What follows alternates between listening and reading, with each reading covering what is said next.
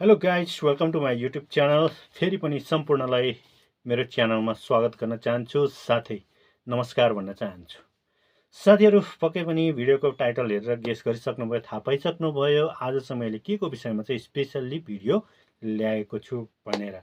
हो साथीहरू, म ढिला नगरिकन भिडियोलाई स्टार्ट गरि नै हाल्छु। यदि तपाईँहरू च्यानलमा नयाँ हुनुहुन्छ भने मेरो च्यानललाई सब्सक्राइब गरेर सपोर्ट गर्न भने नभुल्नुहोला र भिडियोलाई अन्तिमसम्म हेरेर साथ दिनुहोला भन्न चाहन्छु।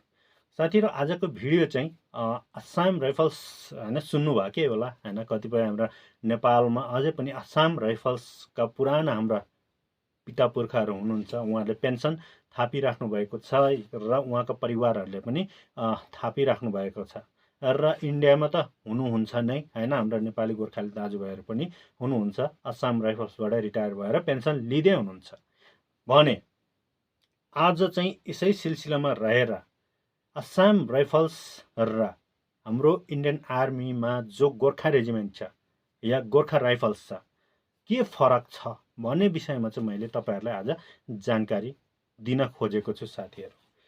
खास गरी सिधै सुरु गरिहालौँ होइन, बिग डिफ्रेन्सबाट सुरु गर्छु। मुख्य के चाहिँ फरक छ भन्ने कुरा, आसाम राइफल्स र गोर्खा राइफल्समा के फरक छ त्यो कुरामा फटाफट तपाईँहरूलाई ढिला नगरिकन भन्न चाहन्छु।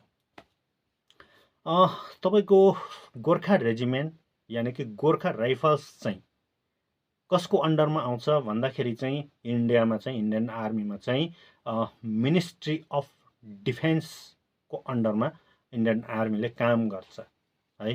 यो चाहिँ सेन्ट्रल गभर्मेन्टको अन्डरमा पनि आउँछ इन्डियन आर्मीको गोर्खा रेजिमेन्ट चाहिँ है साथीहरू। र आसाम राइफल्सको हकमा भन्दाखेरि आसाम राइफल्स चाहिँ एमएचए यानि कि मिनिस्ट्री अफ होम अफेयर्सको अन्डरमा आउँछ, मतलब गृह मन्त्रालयको अन्डरमा आउँछ। र आसाम राइफल्सलाई चाहिँ यो प्यारामिलिट्री फोर्सेस पनि भनिन्छ र यता इन्डियन आर्मीको गोर्खा रेजिमेन्ट यानि कि गोर्खा राइफल्सलाई चाहिँ सेन्ट्रल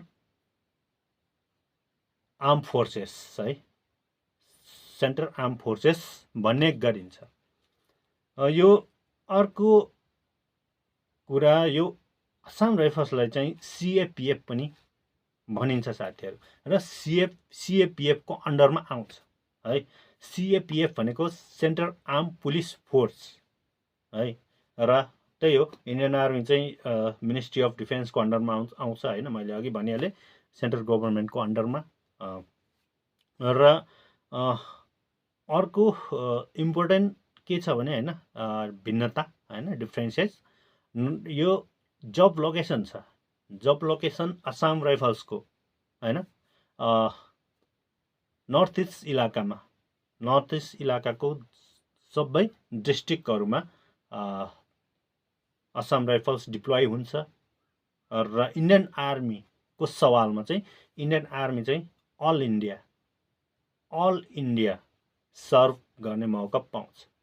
अल इन्डिया कुनै पनि ठाउँमा जानुपर्ने हुन्छ र 3-3 सालको ड्युरेसनमा चेन्ज भइरहेको छ है।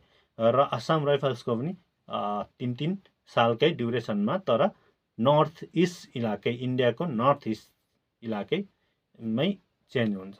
र हालसालै आसाम राइफल्सको चाहिँ यता जम्मू काश्मीरमा पनि एउटा बटालियनलाई खटाइएको थियो र त्यसको कुराहरू अहिले चलि नै राखेको छ। बिएसएफको जग्गामा, बोर्डर सेक्युरिटी फोर्सेसको जग्गामा आसाम राइफल्सले नै काम गर्ने भएको थियो। र अब यो त भयो जब लोकेसन। रिक्रुटमेन्ट प्रोसेसको कुरा गर्छु है, आसाम राइफल्स र गोर्खा रेजिमेन्ट गोर्खा राइफल्सको रिक्रुटमेन्ट प्रोसेस सेम छ, केही छैन है, एउटै हो। आर्मी र आसाम राइफल्समा यति मात्र फरक हो कि आसाम राइफल्स गृह मन्त्रालयको अन्डरमा आउँछ भने इन्डियन आर्मी चाहिँ जुन गोर्खा राइफल्स छ रक्षा मन्त्रालयको अन्डरमा आउँछ। र मैले डिफ्रेन्सेसहरू केही भनिसकेको छु अगाडि नै। र रिक्रुटमेन्ट प्रोसेस सेम छ, सबै मेडिकलहरू, रिटर्न टेस्टदेखि लिएर अनलाइन पनि हुन्छ। इन्डियन आर्मी पनि हुन्छ र आसाम राइफल्समा पनि अनलाइन हुन्छ साथीहरू। र अर्को छ वेपन इक्विपमेन्टहरू, के हतियारहरू चाहिँ अब आसाम राइफल्सले चाहिँ युज गर्छ है, त्यो कुरा पनि म भन्न चाहन्छु। आसाम राइफल्स र इन्डियन आर्मीमा वेपन इक्विपमेन्टहरू एउटै छ, सबै एउटै छ है। जो इन्डियन आर्मीले आर्म्स इक्विपमेन्टहरू युज गर्छ त्यो सबै आसाम राइफल्सले पनि युज गर्छ साथीहरू है। अब अर्को कुरा म कुरा गर्छु ड्रेसको है, ड्रेसको डिफ्रेन्सेस को कुरा गर्छु। ड्रेस चाहिँ इन्डियन आर्मीमा अहिले न्यू प्याटर्न आफ्नो आफ्नै छ ड्रेस, फेरि आसाम राइफल्सको आफ्नै ड्रेस छ र इन्डियन आर्मीको आफ्नै ड्रेस छ है, जुन गोर्खा रेजिमेन्टलाई पनि लागु छ। गोर्खा रेजिमेन्ट सबै इन्डियन आर्मीकै हिस्सा भएको कारणले गर्दाखेरि इन्डियन आर्मी र आसाम राइफल्सको ड्रेस चाहिँ अलग अलग छ साथीहरू। अब कुरा गर्छु सिएसटी क्यान्टिन फेसिलिटिजको। इन्डियन आर्मीमा गोर्खा राइफल्स मा सिएसटी क्यान्टिनको कार्ड हुन्छ, लिक्वायर कार्ड र ग्रोसरी कार्ड। त्यस्तै आसाम राइफल्समा पनि सिएसटीको लागि लिक्वायर कार्ड र ग्रोसरी कार्ड प्रोभाइड गरिएको छ। यति हो, केही छैन, लगभग सेमै छ। यति हो। अलिकति आसाम राइफल्स चाहिँ सिएपिएफ भनिन्छ र गृह मन्त्रालयको अन्डरमा काम गर्छ, होइन भने प्यारामिलिट्री फोर्सेसले पुलिसको ड्युटी होइन नर्मल ड्युटी गर्छ भने अहिले आसाम राइफल्स प्यारामिलिट्री फोर्सेस त हो, तर इन्डियन आर्मी सोच है नर्थ इस्टमा सिआइसिटिएफको देखि लिएर बर्मा बोर्डरदेखि लिएर होइन विभिन्न रोलमा काम गरिरहेको छ। सिएसटी क्यान्टिन फेसिलिटीको भनिहाले, उहाँहरूले पनि पाउनुहुन्छ, आसाम राइफल्सकोहरूले पनि र इन्डियन आर्मीको गोर्खा राइफल्स रेजिमेन्टहरूले पनि पाउँछन् यो है।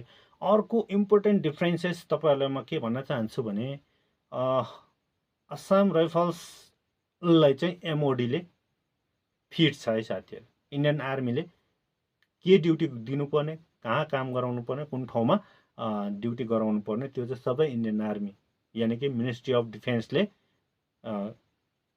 खटाउँछ, भनौँ न खटाउँछ।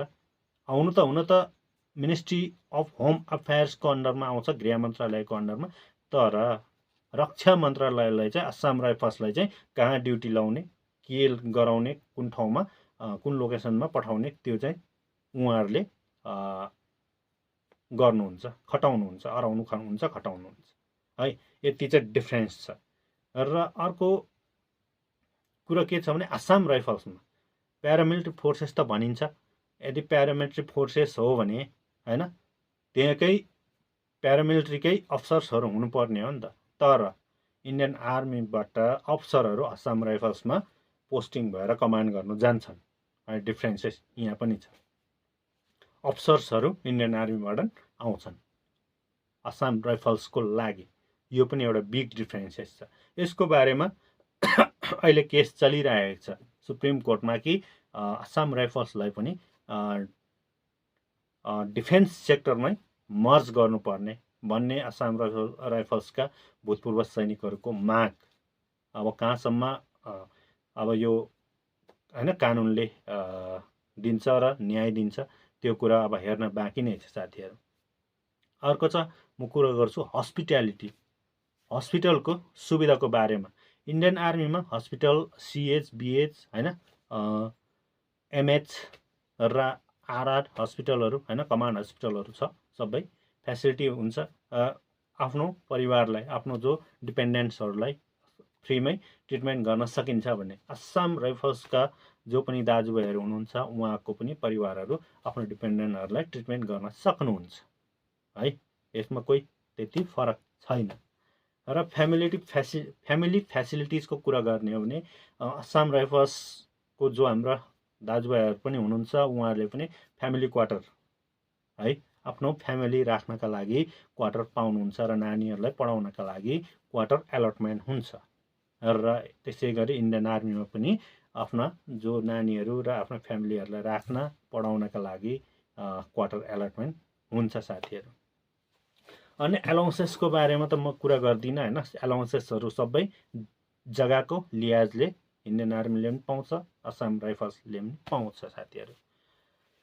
अब म बिग डिफ्रेन्स भन्न गइरहेको छु स्यालेरी है, स्यालेरीको कुरा गर्छु। सेलेरी चाहिँ बेसिक पे एउटै हुन्छ हैन, एउटै लेभलबाट स्टार्टिङ हुन्छ बेसिक पे, लगभग सेमै छ। र एउटा मात्र डिफ्रेन्स छ, के छ भने असम राइफल्समा एमएस पे पाउँदैन। एमएस पे भनेको मिलिट्री सर्भिस पे पाउँदैन असम राइफल्समा, तर इन्डियन आर्मीमा चाहिँ मिलिट्री सर्भिस पे पाइन्छ। के कारणले असम राइफल्सले नपाएको हो भने त्यही लडाइँ अहिले कोर्टमा हैन, न्यायालयमा लडिरहेको छ असम राइफल्सले। आर्मी जस्तै ड्युटी गर्ने तर मिलिट्री सर्भिस पे नपाउने हैन। त्यसले गर्दाखेरि धेरै कुराहरू पछि पारेको कारणले अहिले यो केसहरू चलि नै राखेको छ है साथीहरू। यो चाहिँ प्यारामिलिट्री फोर्सेस, अब मैले भनिहालेँ हैन, सिएपिएफ को अन्डरभित्र पर्ने भएकोले उहाँहरूले मतलब अर्धसैनिक बल हुनका कारण उहाँहरूलाई मिलिट्री सर्भिस पे पाउनु भएको छैन। इभन इन्डियन आर्मी जस्तै कामहरू सबै ड्युटीहरू गर्नुहुन्छ तैपनि यो चाहिँ पाउनु भएको छैन साथीहरू है। यो त बिग डिफ्रेन्सेस हो। अन्य एलाउन्सेसहरू त अब उहाँहरूले पाउनु नै हुन्छ, जो पनि लागु छ हैन। हाम्रो पनि इन्डियन आर्मीमा पनि एलाउन्सेसहरू पाउँछ नै साथीहरू।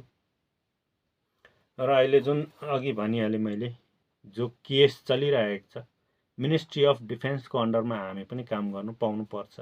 हामीलाई पनि इन्डियन आर्मीमा मर्ज गराउनु पर्छ भन्ने जुन उहाँको माग छ, त्यो अहिले पेन्डिङै छ, चलिरहेको छ केस है। अब हेरौँ न्याय पाउँछ कि पाउँदैन, त्यो त हेर्ने नै बाँकी छ साथीहरू। र अर्को डिफ्रेन्सेस के छ भने, जुन चाहिँ न्यू पेन्सन स्किमको तहत एकजना इन्डियन आर्मीबाट रिटायर आउने, जुन सेना र असम राइफल्सबाट रिटायर आउने जुन हाम्रो दाजुभाइहरूको बिचमा आउने समयमा पेन्सनमा पनि धेरै डिफ्रेन्सेस छ रहेछ। कारण त्यही होला हैन, उहाँहरूले केस लड्नुको कारणै त्यही होला। किनकि मिलिट्रीमा आउँदैन, इन्डियन आर्मीको अन्डरमा आउँदैन असम राइफल्स, प्यारामिलिट्री फोर्सेस यानि कि अर्धसैनिक बल भएको कारणले गर्दाखेरि उहाँको जुन पाउने लमसम पैसा पनि जति इन्डियन आर्मीले पाउँछ त्यति पाउनुहुन्न। र पेन्सन पनि अहिलेको न्यू पेन्सन स्किमको तहत जुन पेन्सन दिइराखेको छ त्यो पनि एकदमै कम छ इन्डियन आर्मीको एभरेजमा है साथी। त्यो पनि भन्न चाहन्छु। अब फेरि यसले बकवास गर्यो, धेरै हावा पिट्यो भन्नुहुन्छ होला, यो हकिकत हो।